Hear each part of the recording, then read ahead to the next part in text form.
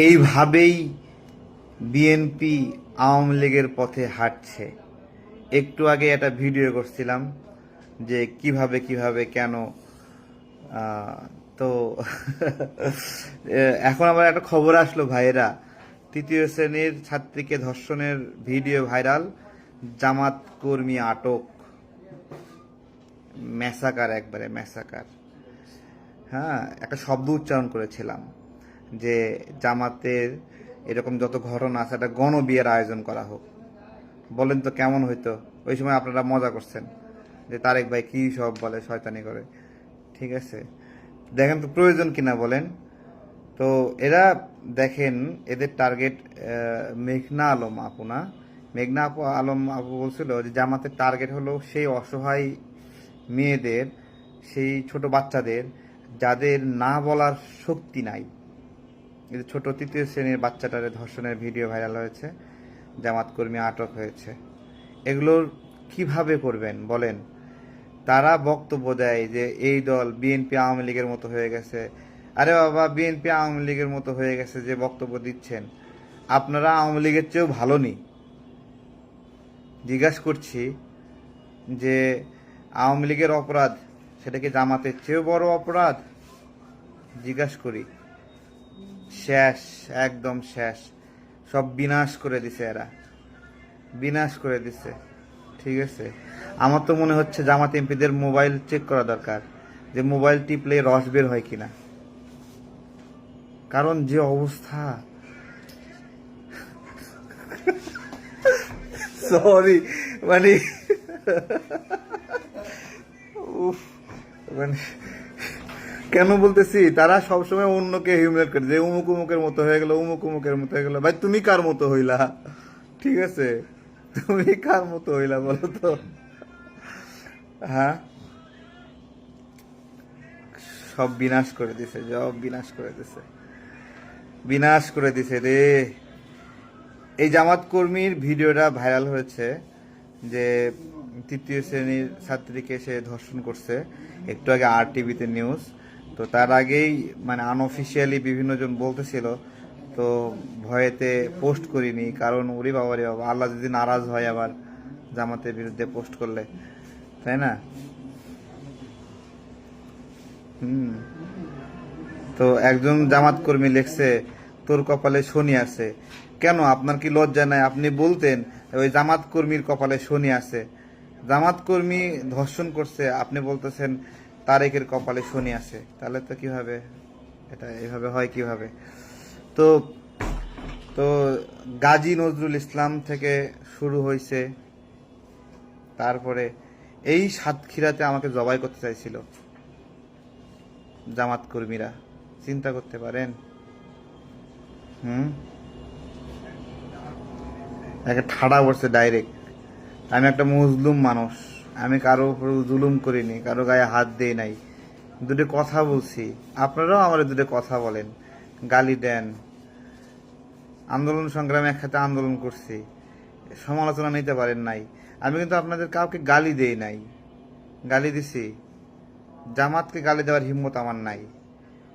অলিয়া উলিয়ার দল, তাদেরকে গালি দিয়ে আমি কি কোন চিপায় পড়বো বলেন? তো সেই জায়গা থেকে জামাতকে গালি দেওয়ার শক্তি সামর্থ্য আমার কিচ্ছু নাই।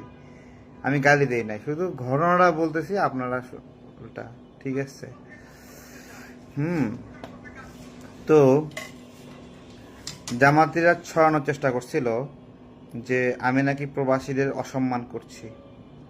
উদ্দেশ্য বা প্রেক্ষাপট হলো কি, যে জামাত কর্মীরা প্রবাসীর স্ত্রীদের টার্গেট করছে, প্রবাসীদের টাকা এবং তাদের অনুপস্থিতির সুযোগে সেখানে একটা সুযোগে সদ্ব্যবহার করা, হ্যাঁ, তাদের কামনা বাসনা জায়গাতে। তো এইটা এটা আপনার হলো, আমার যে ব্যাখ্যাটা ছিল সেই ব্যাখ্যাটা কি শুনবেন? শুনলে মন খারাপ করেন না। বস্তুত আমি বলেছিলাম যে এই যে প্রবাসীর স্ত্রীকে নিয়ে যে ঘটনাগুলো পরপর ঘটলো লাগাতার, শিবির কর্মী, সেটা শুরু হয়েছে বরিশাল মেহেন্দিগঞ্জ থেকে শুরু করে, তারপরে কুমিল্লায় হইল। এই বিষয়টাতে আমার একটা ব্যাখ্যা ছিল যে বারবার প্রবাসীর স্ত্রীরা স্ত্রীদের সাথে কেন এই ঘটনা ঘটছে। তখন আমি বলেছিলাম যে জামাতিরা কি তাহলে প্রবাসীদের অনুপস্থিতির সুযোগে তাদের স্ত্রীকে টার্গেট করছে, সেখান থেকে একটা ফান্ড নেওয়া, ফিন্যান্স নেওয়ার জন্য, সেখান থেকে একটা বিনিয়োগ নেওয়ার জন্য? এটা আমার একটা অ্যাজাম্পশন। এইটা যারা ভুক্তভোগী কয়েকটা ঘটনা ঘটার ফলে আমরা এটা বুঝলাম যে ওহো। আর ওই তো জামাত তো তারা সবসময় মানে দোয়া দুরুদ পড়ে। হ্যাঁ, তারপরে একজন তো তাবিজ করতে গেছে, জামাত তাবিজ করতে গেছে, ফু দিতে গেছে। তো এই মানে বিষয় আর কি। তো আমরা একটা কাজ করি, শোনেন। ওই আমরা অনেক দিন আগে শুনছিলাম যে কমুনি করলে আবার মাইন্ড করবেন না তো নাকি? আচ্ছা তাহলে বলি, মানে কোনো একটা খারাপি দূর করতে নাকি সদগা দিতে হয়, পশু কুরবানি দিতে হয়, বুঝছেন? বিপদ আসলে পশু কুরবানি দিতে হয়।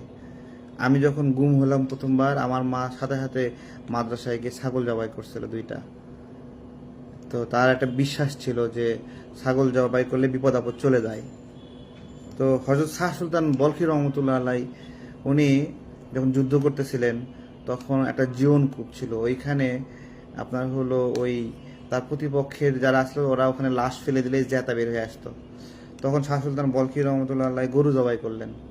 আমার আম্মা যেরকম ছাগল জবাই করলেন আমার বিপদ থেকে, তেমনি জামাতের এই বিপদ থেকে উদ্ধার করার জন্য তাদেরকে একটা জিয়াফুত আয়োজনের পরামর্শ দেই, যে এই পশু কুরবানির মধ্য দিয়ে তাদের মধ্যে থেকে এই পাপ এবং গুনাহ থেকে তারা মুক্তি পাবে নাকি? হ্যাঁ, আচ্ছা ঠিক আছে, এটা আপনারা করতে পারেন,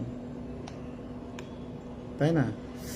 তো আসছে এখানে অনেক মানুষ গালিগালিয়াজ করতেছে জামাতের, যারা এই যে প্রবাসী স্ত্রীকে নিয়ে ভাগে, ছোট বাচ্চাকে রেপ করে। হ্যাঁ, জামাতের এই অবস্থার কারণ কি আমি আপনাকে বলি।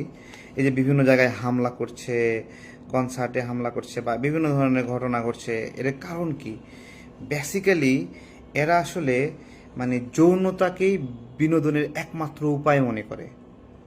এটাই যৌন, এটাই বিনোদন জীবনে। ঠিক আছে, জীবনে যা কিছু আছে মানে মানে একটা কইরে মরে যাবে তারপরেও তারা এটা করবে। এটাই তার বিনোদন, এটাই তার জীবনের একমাত্র লক্ষ্য উদ্দেশ্য। এই জায়গা থেকে তারা এই জায়গায় হচ্ছে। কিন্তু নাটকের মধ্যে, সিনেমার মধ্যে, একটা গান শোনার মধ্যে মানুষের যে সুস্থ বিনোদন আছে, মানুষের মানসিক বিকাশ আছে, মানুষের আপনার হলো মস্তিষ্ক রিলিজ হয়, এই বিষয়গুলোতে তারা বিশ্বাস করে না। মনে করে যে না, এই যৌনতা এদের বিনোদন। ঠিক আছে, এইটা একটা ব্যাখ্যা, আমাদের এক সহযোদ্ধা ব্যাখ্যা দিচ্ছিল যে তারা যখন গুপ্ত অবস্থায় ছিল, আসগর ভাই ব্যাখ্যা দিচ্ছিল। গুপ্ত অবস্থায় ছিল তো কোথায় গুপ্ত অবস্থায় ছিল? নিজ বাড়িতে তো গুপ্ত থাকার সুযোগ নাই, লুকায় থাকার সুযোগ নাই। কই থেকেছে? ওই জায়গাগুলো এখন বের হচ্ছে আস্তে আস্তে, স্বাধীনতা পেয়ে বের হচ্ছে ধীরে ধীরে। তো যাই হোক, যাই হোক, ভালো থাকবেন, ঠিক আছে? তো আমাকে তো আপনারা মারতেই পারেন, আপনাদের সেই শক্তি আছে, আপনাদের সেই হিম্মত আছে। দেখেন না যে 1971 সালে বাংলাদেশ নামে একটা দেশের বিরুদ্ধে গিয়ে দেশের মানুষকে হত্যা করার যদি হিম্মত রাখেন, ধর্ষণ করার হিম্মত রাখেন, তাহলে তো আমি তো একটা ছোট মানুষ, তাই না? ছোট মানুষ সে জায়গাতে। তো সামগ্রিকভাবে এই যে ছোট কোনায় একটা দিলাম না, ওই যে 3য় শ্রেণীর স্ত্রীকে ছাত্রীকে ধর্ষণ ভিডিও ভাইরাল, মানে এরা এরা আসলে মানে এই ঘটনাটা যে কেন প্রাসঙ্গিক, কেন এটা করবে, হ্যাঁ, তার প্রমাণ হলো এই যে এখানে যারা কমেন্ট করছে, এই যে আছে না, হ্যাঁ ঠিক আছে, জাকাতে ইসলামের লোকেরা এখানে এসে মন্তব্য করতেছে সুন্দর সুন্দর। এরা হলো প্রমাণ যে এরা এরা সোশ্যাল মিডিয়াতে দুনিয়ার সব মানুষ দেখতেছে, সেখানে লজ্জা শরম ভুলে গালিগালাজ করতেছে। আমি কিন্তু ওদেরকে একটা গালি দিই নাই, জাস্ট একটা ঘটনা ঘটছে ভাই, মানে জামাত কর্মী রেপ করছে, ভিডিও ভাইরাল হচ্ছে, এটা একটু ব্যাখ্যা করতেছি, তাদের সেক্সুয়াল ফ্রাস্ট্রেশনের কারণ ব্যাখ্যা করতেছি। তারা এখানে প্রমাণ দিচ্ছে তারা আসলে কালচারালি কতটুকু আগায় আছে। ঠিক আছে,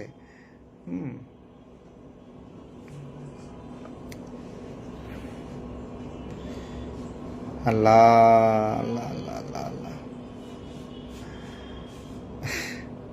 এখানে সব আছে মানুষ এইভাবে নিজেকে, ধরেন মানুষ লোক চক্ষুর সামনে একটু শরম পায় না, জামাত কর্মীরা সেই শরমটাও পায় না। ওনারা তো একজন একজনকে পরিচয় করতে হবে, বিষয়টা এমন না। ও, একজন একজনকে রক্ষা করতে হবে, তাই তো? দায়িত্ব হিসেবে সে কিন্তু একটা দায়িত্বশীল জায়গায় আছে, কারণ তার গুরুজন যে করেছে সে ওকে, রক্ষা করতেছে। মানে আমি একটা গবেষণা করছিলাম যে সমকামীরা বেশি এইচ আক্রান্ত হয়, তাহলে জামাতের ভিতরে এইচআইভি পরীক্ষা করা এই মুহূর্তে জরুরি, তাই না?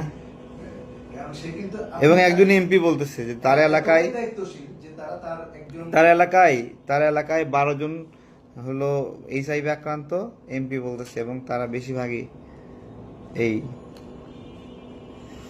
সমকামিতার কারণে। যে এই ক্ষেত্রে আপনার জাকাত ইসলাম কথাটা পুরোটাই পারফেক্ট, কারণ এই কারণেই বলা যে আপনি জাকাত ইসলাম তো আপনার হলো কেমন আছেন সবাই? আপনার হলো দেখেন, শোনেন, অনেকে কমেন্ট করছে যে সচিব হওয়ার জন্য, তারপরে বিভিন্ন পদে যাওয়ার জন্য। শুনেন, সরকার বিভিন্ন দায়িত্ব পাওয়ার জন্য সবার প্রথম কোয়ালিটি হলো সুশীল হওয়া। সরকার সুশীল খোঁজে, আমার মতো অ্যাক্টিভিস্টদের খোঁজে না। আমাদেরকে সামলানোর ক্ষমতা সরকারের নাই, দায়িত্ব নিয়ে বলতেছি, বুঝতে পারছেন? হ্যাঁ, আসসালামু আলাইকুম, কেমন আছেন? ভালো আছি। না, বসেন একটু, ভালো থাকবেন সবাই। একটা ছোট স্ট্রিমিং করতেছিলাম। আপনি কিছু বলবেন? এদিকে আসেন। এই যে আমাদের আছে আরেকজন আছে, এদিকে আসেন, এদিকে আসেন, দূর, এদিকে এদিকে এদিকে এদিকে এদিকে। আচ্ছা, এইদিকে। এই তো, হ্যাঁ, বসুক, সমস্যা নাই, বসলেও সমস্যা নাই। ওটা ভাঙা, এই জন্যই বলছি। হ্যাঁ, তো বিষয় হলো এখানে দেখা যাচ্ছে কি লেখা নিচে, না না, ওটা ভাঙা। 3য় শ্রেণীর ছাত্রীকে ধর্ষণের ভিডিও ভাইরাল, জামাত কর্মী আটক।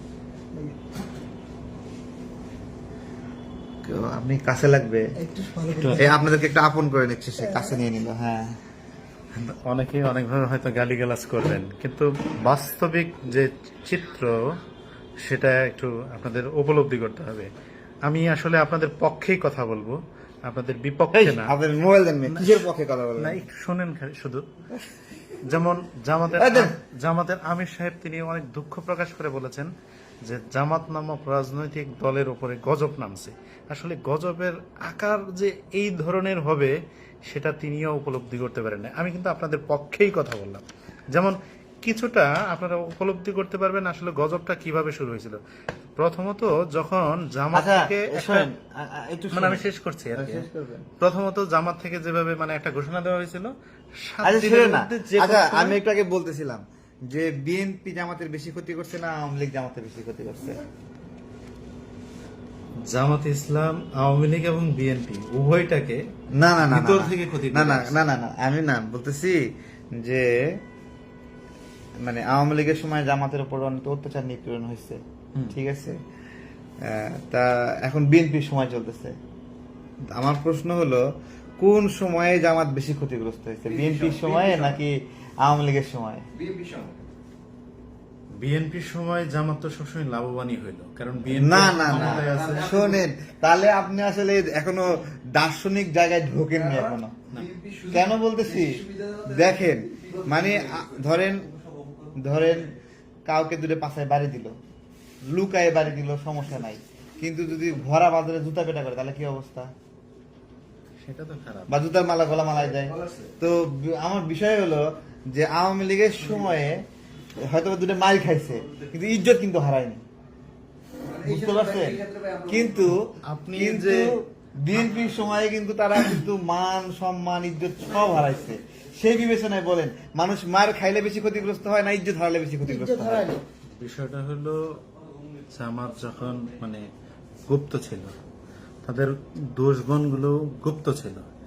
এখন যেহেতু তারা প্রকাশ্যে আসছে, তো প্রকাশ্যে পুরোপুরি আসে নাই, যেগুলোই যারাই প্রকাশ্যে আসার চেষ্টা করতেছে তারাই তাদের সকল চরিত্র সাথে নিয়ে আসতেছে।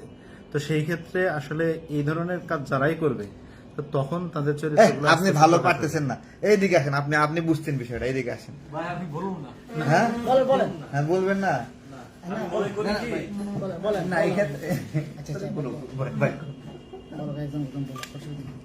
এটা কিন্তু আরো এবার আপনি কিছু বলবেন।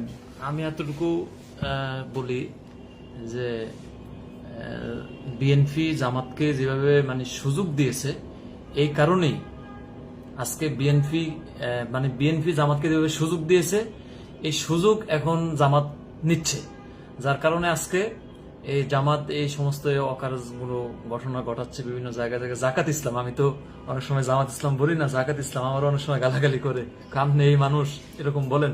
আমি কিন্তু জামাত যদি জামাত ইসলাম করতেই হয়, তাহলে ইসলাম শব্দটা বাদ দিই জামাত ইসলাম করতে হবে। আচ্ছা সেটা না, এখন একটা আমার নতুন প্রশ্ন, আচ্ছা মানে মানে আমাদের তো স্বাধীনতা এবং মুক্তিযুদ্ধ একটাই নাকি, একটাই তো। জুলাইয়ের পরে জামাত বলা শুরু করলো এটা দ্বিতীয় স্বাধীনতা, মানে জুলাই আন্দোলন। আরিফুল্লাহ ভাই শুনতেছেন? আচ্ছা, দ্বিতীয় স্বাধীনতা পেয়ে এই যে গাজী মাজহারুল ইসলাম সহ শিবির কর্মী, নেতা কর্মী, জামাত কর্মী যারা আছে, যেই পরিমাণ চরিত্র বের হচ্ছে, এখন জামাতের আমির বলতেছে এইটা আসল গণ অভ্যুত্থান হয়নি, আসল গণ অভ্যুত্থান সামনে, মানে তৃতীয় স্বাধীনতা তারা চাচ্ছে। তাহলে দ্বিতীয় স্বাধীনতায় যাদের চরিত্রের এই অবস্থা, তৃতীয় স্বাধীনতা তাদের চরিত্রের উপর তো তাহলে তৃতীয় ভয়ঙ্কর রূপ ধারণ করবে। ভয়ঙ্কর রূপ ধারণ করবে।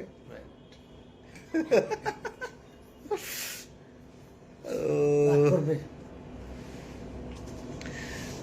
না না রাগ ওরা- করার কিছু নেই, সত্য কথা বলছি। হ্যাঁ একটা দলের প্রধান তখনই আফসোস করে যখন যেটা আউট অফ কন্ট্রোল হয়ে যায়, কারণ সে নিজেও এটাতে ঠেকাইতে পারতেছে না এত পরিমাণ। এটার জন্য তারেক ভাই আপনার কিছুটা দায় আছে। আপনি মধুর ব্যবসা করেন, তো সেই ক্ষেত্রে এই দায়টা আপনার নিতে হবে। না না না না, জামাত নেতা কর্মীদের কাছে মধু বিক্রি করবো না, মধু না খেয়ে এরা যে অবস্থা, না এগুলো এ করা যাবে না, এদের মধু খাওয়ানো যাবে না। বলা হচ্ছে তো আপনি কোনোভাবে এই না, আপনি এখানে এড়াইতে পারতেছেন না আর কি বিষয়টা। তাহলে আপনার কাছ থেকে এখন তারা আপনার কাছ থেকে মধু নিবে গুপ্ত হিসেবে, হুম মধু নিবে তারা গুপ্ত হিসেবে, কারণ তাদের তা লাগবে। প্রকাশ করবে। কারণ গুপ্ত শব্দের সাথে ওনাদের তো খুব বেশি জড়িত। আপনি দেখেন আপনি কোন কোন পরিচয় এখন আপনার কাছে বুঝতে পারছি, তা থাক, সমস্যা নাই। এটা আর টিভিতে একটা নিউজ করছে, আমি তেমন কিছু কই নাই। আর টিভি আসলে আর টিভির উপর ঠাডা পড়বে আজকে।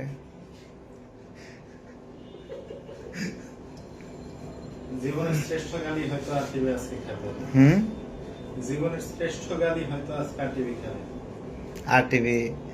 আর টিভির জন্য শুভকামনা। দুজকে হাবিয়া নাকি যেন, হাবিয়া।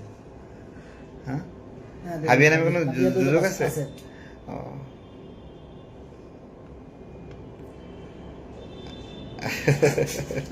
হ্যাঁ, ওনাদের আসলে এতটাই ওনারা হুম। ওনাদের কর্মীদের মানে ওনাদের হ্যাঁ। আসলে গুরুদের প্রতি ওনারা এতটাই আনুগত্য দেখায় যে ওই যে আমরা ডিসিপ্লিন যাদেরকে বলা হয় তাদের তো অর্গানাইজেশন টাইপের রাজনীতির কারণে ওরা এত সুন্দর ডিসিপ্লিনলি তাদের ভাই, ওস্তাদের বিষয়গুলো থাকে। ভাইয়ের আবার গেট তালা ওকে, আল্লাহ হাফেজ ইনশাল্লাহ। তো হ্যাঁ, প্রথমত সরকারি অফিস, আদালত, বিভিন্ন ক্ষেত্রে বিএনপি নেতা কর্মীদের একটা হতাশা কাজ করছে। তো আমি আশেপাশে প্রচুর, আজকে বিএনপির এক বোন আসছিল আমাদের অফিসে, সহ প্রবাসী একজন ভাই সহ কয়েকজন আসছিল। তো বলতেছে, তারেক ভাই এত লড়াই সংগ্রাম করলাম, কি হলো? আমি বললাম কি হতে চান, আমি বললাম আর কি, মানে সবার ক্যারিয়ার একটু ডেভেলপ হবে, আয় ইনকাম হবে, বা এটা এই জায়গা থেকে বিএনপি নেতাকর্মীরা প্রচুর হতাশ। এই হতাশ দেখে আমার ভালো লাগে এই জন্য যে যত বিএনপি নেতাকর্মীরা হতাশ হবে তত বুঝবেন দুর্নীতির জন্য কোনো স্পেস দেওয়া হচ্ছে না, এবং দুর্নীতি যে কমেছে, দুর্নীতির একটা আপনার হলো মানদণ্ড আছে, কি দেখে বোঝা যায় দুর্নীতি কম হচ্ছে বা বেশি হচ্ছে, এবং এটার সাথে অর্থ পাচারের একটা সম্পর্ক আছে, যে অর্থ পাচার বাড়তেছে না কমতেছে। তো তো এটা যদি আমরা রিলেট করি তাহলে আমরা আমাদের রিজার্ভের দিকে তাকাতে হবে, যে রিজার্ভ তরতর করে বাড়তেছে। কিছুদিন আগে শুনলাম যে এটা 31, সেখান থেকে 32 হলো এই সরকারের সময়, 30 থেকে 31 হলো, 31 থেকে 32 হলো, 32 থেকে 33 হলো, 33 34, 35, 36, 36.7, আজকে $37 রিজার্ভ, $37 বিলিয়ন। তার মানে কি, মানে দুর্নীতি যখন হয় তখন দুর্নীতি করা টাকা কই রাখে, বিদেশে পাচার করে দেয়। ডক্টর ইউনূসের সময় কিন্তু নিউজ হয়েছিল যে হিউজ পরিমাণ অর্থ পাচার হয়ে গেছে। তার মানে কি, ওই সময় অর্থগুলো এমনভাবে আসছিল যে যেগুলো সরিয়ে নিচ্ছিল, ঠিক আছে। যেটা বিএনপির সময় আসে লাগাতারভাবে রিজার্ভ বাড়তেছে। এই রিজার্ভটা একটা অর্থ পাচারের মানদণ্ড, যে এটা বাড়া মানেই অর্থ পাচার কমে আসা, এবং তার মানে আমার দেশ থেকে যা রেমিটেন্স আসছে, আমাদের প্রবাসী ভাইরা কষ্ট করে পাঠায়, গার্মেন্টস সেক্টর থেকে আসে, বিভিন্ন রপ্তানি পণ্য থেকে আসে, সেটা ড্রেন আউট হয়ে বাইরে চলে যাচ্ছে না। এইটাই হলো একটা মানদণ্ড যে দুর্নীতি কমে আসছে। এবং এই রিজার্ভটা যখন একদম কমে আসবে তখন বুঝবেন দেশ শেষ। এবং আওয়ামী লীগ সরকারের পতনের সময়ে যেই শব্দটা হচ্ছিল যে রিজার্ভ ফাঁকা হয়ে গেছে, ব্যাংক ফাঁকা হয়ে গেছে, রিজার্ভ ফাঁকা হয়ে গেছে, প্রচুর আওয়াজ উঠতেছিল। ওই জায়গা থেকে কয়েক দফায় মাননীয় প্রধানমন্ত্রী তারেক রহমানের উদ্যোগে বৈদেশিক যে ঋণ সেটা মানে উল্লেখযোগ্য হারে পরিশোধ করা হলো। তারপরেও রিজার্ভ কত 36.7 উঠছে, 37 পয়েন্টে উঠছে। এটাই মানদণ্ড, এইখান থেকেই বুঝতে হবে। তো এটা হলো বিষয়। তো আসছে এখানে, হ্যাঁ, অনেক লোকজন আসছে। ভালো থাকবেন সবাই। আসসালামু আলাইকুম। পছন্দ করি। একটা প্রশ্নের উত্তর আজকে দেব যান, এবং এই প্রশ্নের উত্তর, এটা স্টিকার লাগানো আছে, এই স্টিকার লাগানোর অবস্থা দিতে চাই না, ঠিক আছে। আমরা তাহলে এই প্রশ্নের উত্তর পরেই দিই নাকি? আচ্ছা, দিয়েই ফেলি। প্রশ্ন যখন করছে, না খোশ না করি, ঠিক আছে। প্রশ্ন যখন করছে, না খোশ না করি।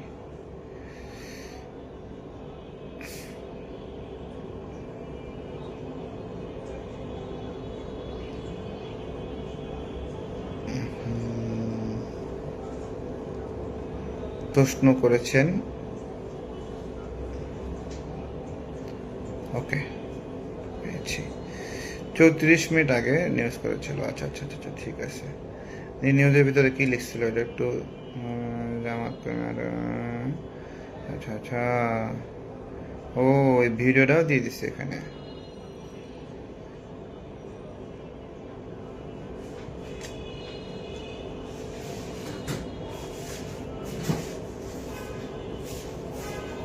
হাজির করা হয়েছে।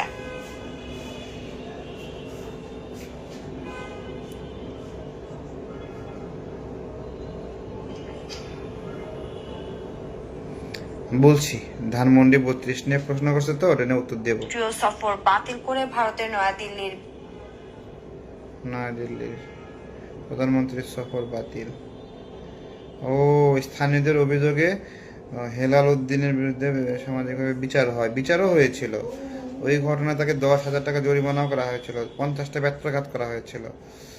যুবলীগের বন ও পরিবেশ সম্পাদক ছিলেন সেখানে। ও, বুঝতে পারছি, এই লোকটা একসময় আওয়ামী লীগের সহযোগী সংগঠন যুবলীগের বন ও পরিবেশ বিষয়ক সম্পাদক ছিলেন। পরবর্তীতে সরকার পরিবর্তনের পরে তিনি জামাতের বিভিন্ন কর্মসূচিতে অংশ নিয়েছিলেন। ও, বুঝতে পারছি, মানে জামাত হয়ে গেছে। জামাতে গেলেই তার নৈতিক খলন ঘটে, তার প্রমাণ পাওয়া গেল।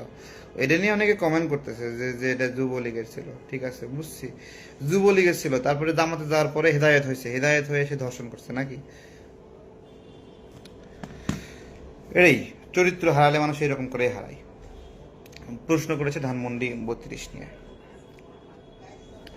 অনেক জায়গায় উত্তর দিয়েছি।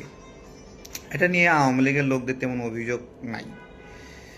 অভিযোগ কেন নাই জানি না, আপনার হলো হয়তো বা এই কারণে নাই। আমি বলেছিলাম যে ধানমন্ডি 32-এ আমরা যারা মিছিল নিয়ে গিয়েছিলাম, সেখানে একটা বড় দুর্ঘটনাই হয়েছে, ক্ষতিগ্রস্ত হয়েছে ধানমন্ডি 32। সেই বিষয়ে বক্তব্য দিয়েছিলাম যে এটা আমরা ঠিক করিনি, আমার খারাপ লাগে এবং আই ফিল সরি। ঠিক আছে, তো এই কারণে হয়তো বা আওয়ামী লীগের ভাই বন্ধুরা আমার উপর রাগ করে না, ঠিক আছে, যে আমি সরি বলছি। তো বস্তুত বিষয় হলো জুলাই গণ অভ্যুত্থানে তো অনেক ঘটনা ওইভাবে ঘটেছে এবং আমরা তো একটা ভিকটিম ইউনিট ছিলাম। অনেকে মিছিল করেছে, মিছিল করে বিজয় উল্লাস করছে, তো আমাদের তো বিজয় উল্লাস করারও সুযোগ হয়নি বা আমরা সেই দিকে হাঁটিনি, আমরা ওই ধরনের উৎসব উদযাপন করিনি জুলাই গণ অভ্যুত্থানের পরে। তো সেই ক্ষতিগ্রস্ত একটা অবস্থায় একটা ঘটনা ছিল, আমি এখন সব সময় মনে করি। এবং আমি জানি যে যখন আওয়ামী লীগ দায়িত্ব পাবে বা আওয়ামী লীগ যদি বাংলাদেশে রিস্টোর হয়, তখন তারা আমার বিরুদ্ধে প্রতিশোধ নিতে পারে। তো এটা তো একটা বিষয়। আওয়ামী লীগ ক্ষমতা থাকা অবস্থাতে তো আমি আওয়ামী লীগের অনেক বিরুদ্ধে বলেছি, অনেক বিরুদ্ধে বক্তব্য দিয়েছি, এবং সেটা যে সে বক্তব্য না, সরাসরি শেখ হাসিনাকে জড়িয়ে, সরাসরি বঙ্গবন্ধুকে জড়িয়ে অনেক ধরনের বক্তব্য ছিল। মূলত সেই বক্তব্যগুলো আপনার ওই সময়ের যে শাসন ব্যবস্থা সেটার ভিতকে নড়িয়ে দেওয়ার জন্য একটা চেষ্টা ছিল, লড়াই ছিল। আমাকে যখন গ্রেপ্তার করেছিল তখন আমার জায়গা থেকে আমি বলেছিলাম যে আমি তো সরকার পতনের আন্দোলনই করছি, আমি তো কোটার আন্দোলন করি না, ঠিক আছে। আমাকে বলতে বলছিল যে তুমি বলো যে ভুল হয়েছে, সবাইকে ঘরে ফিরে যেতে বলো। তো আমি বলছিলাম যে না, আমি এটা বলবো না, আমি আসলেই সরকার পতনের আন্দোলন দীর্ঘদিন ধরে করে আসছি, এখনও করতেছি, আমি কোটা আন্দোলন করতে আসিনি ভাই, এবং আমি আমার এই আন্দোলনের পরিচয় লুকাতে পারবো না। এটা র্যাবের মিডিয়া সেন্টারে যখন এসেছে তখনও আমি বলেছি, এমনকি যখন জিজ্ঞাসাবাদ সহ রিমান্ড টিমান্ড বিভিন্ন সেই যে সে নির্যাতন না, কঠিন নির্যাতনের সময়ও আমি আমার মত বদলাইনি। তো এখন এই বিষয়টা নিয়ে যতটা না আওয়ামী লীগের লোকদের মাথা ব্যথা, তার চেয়ে বেশি জামাতের লোকদের মাথা ব্যথা। তারা সারাক্ষণ বলে ধানমন্ডি 32, ধানমন্ডি 32, ঠিক আছে। তো প্রথমবার যেই ঘটনা ঘটলো ধানমন্ডি 32কে কেন্দ্র করে, এর পরবর্তীতে আরও দফায় দফায় এটাকে কেন্দ্র করে অনেক, সেই সময় আমি আমার নেতাকর্মীদেরকে আগলায় রাখার চেষ্টা করছি যে তোমরা এদিকে হাইটো না ভাই। মানে প্রথমবার যে ভাঙচুরের ঘটনা ঘটছে সেটা তো বারবার অ্যাকসেপ্ট করা না। আন্দোলনের সময় তো বঙ্গবন্ধুর ভাস্কর্য ভাঙা সহ অনেক কিছু ঘটেছে আন্দোলনের ইনস্ট্যান্ট অবস্থায়, সেটা তো নিয়ন্ত্রণের মধ্যে নাই। কিন্তু পরবর্তীতে ধরেন এখন যদি কোনো একজন আওয়ামী লীগের লোকের গায়ে কেউ হাত দেয়, আমি থাকা অবস্থায় হাত দিতে দেব না। আমার স্পষ্ট মনে আছে আমি নির্বাচনে ক্যাম্পেইন করার সময় আপনার হলো 21শে টিভির গুলিতে ওইখানে একজন আওয়ামী লীগের লোককে পেয়ে মারধর করতে লাগতেছিল, আমি সঙ্গে সঙ্গে দৌড়ে গিয়ে তাকে নিবৃত্ত করে, মানে আমি যাওয়ার পরে একটা গায়ে হাত দিতে দিই না। আমি যে কী করতেছেন, এটা পাগলামে নাকি? তা আমার দিকে ওখানে স্থানীয় বিএনপি জামাত সহ অনেকেই আমাকে বলছে যে আপনি এরকম করতেছেন কেন ভাই তারেক ভাই, এরা তো আওয়ামী লীগ। আমি বলছি হইলেই তুমি মারবাই ভাবে, মেরে ফেলবা, কী করতে চাও? তো এইটাই আমার একটা মানে পজিশন। যখন এখন তো আওয়ামী লীগ একটা দুর্বল অবস্থায় আছে, একটা পেরেশানির মধ্যে আছে, বিভিন্ন নির্যাতন নিপীড়নের শিকার হচ্ছে তো অবশ্যই হচ্ছে, জেল গেট থেকে বের হওয়ার পরে আবার গ্রেপ্তার করতেছে। তো যারা এরকমভাবে নির্যাতনের শিকার হয় তাদের বিরুদ্ধে কি কোনো অ্যাক্টিভিজম হয় নাকি? এটা অ্যাক্টিভিস্টদের মানে ক্রাইটেরিয়া না, ঠিক আছে। যারা জুলুম মানে মুসলিমের উপরে আবার জুলুম করে তারা কোনো সময় অ্যাক্টিভিস্ট হতে পারে না। তো এইটাই একটা বিষয় আর কি। তো সমস্যা নাই, ভালো থাকবেন সবাই, ঠিক আছে, ওকে। তো এখানে অনেকে কমেন্ট করছে, কমেন্ট থেকে ভয় পেয়ে গেছিলাম যে এটা যুবলীগ নেতা নাকি, বাস্তবে জামাত কর্মী। এটা আমি নিউজটা ভালো করে পড়লাম, এটা জামাতের ওরা দেখে বলতেছে, ঠিক আছে। তো ওরা যখন বিএনপির কেউ বহিষ্কার করে জামাতে যায়, জয়েন করে, তখন বলে জামাতে আসলে হেদায়েত হচ্ছে। তাহলে আওয়ামী লীগের যে জামাতে গেছে যাই এদের রেপ করলো, তাই না, ধর্ষক, তো জামাত তো আওয়ামী লীগ অবস্থায় ধর্ষণ করেনি, জামাতে জয়েন করার পরে ধর্ষণ করছে, তাই না? তার মানে কি ওর হিদায়ত হয়েছে জামাতে যাওয়ার পরে? আর একটা বিষয় আছে না ভাই, হ্যাঁ, জামাতের লোকজনে আমেরিকা গেছিল, তো ওখানে এই আর কি। আর হলো ওই সে তো আওয়ামী লীগের গুপ্ত অবস্থায় ছিল, এটা তো প্রমাণিত এখন। ভালো থাকবেন, আসসালামু আলাইকুম।